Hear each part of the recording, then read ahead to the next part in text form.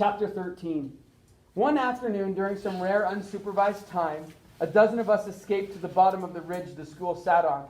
A small creek ran along the base of the ridge, curving up out of an inkpot lake and into a larger one. The creek was narrow, maybe 3 feet across and shallow. It was a sucker creek. The fish swam up to spawn in the bigger water, and we went down there with burlap bags we'd taken from the barns.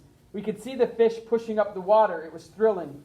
So much life, so much desperation, so much energy. We stood for a long time and just watched. Then some of us cut saplings and bent them around the inside lip of the sacks. We'd lower the sacks into the water and pulled them up dripping and filled with fish. We watched the silvery brown flash as they flopped out into the bank and with puckered mouths flapping like wet kisses from fat anties, their tails flipping and slapping against the ground. We pushed them back into the water and pulled up another sack. We did that 4 times. The 4th time we stood quietly, each of us lost in our own thoughts as the fish struggled for air, for life, for freedom.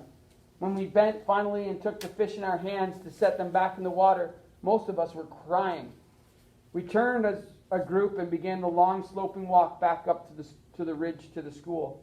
We walked with our hands cupped around our noses, breathing in the smell of those fish, pushing the slime around on our faces. We had no knives to clean them, flay them. We had no fire to smoke them over. We had no place to store them, no way to keep them.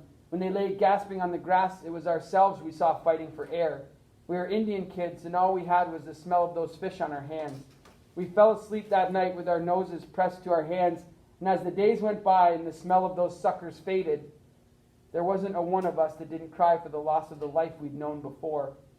When the dozen of us cried in the chapel, the nuns smiled, believing it was the promise of their God that touched us. But we all walked out of there with our hands to our faces, breathing in, breathing in.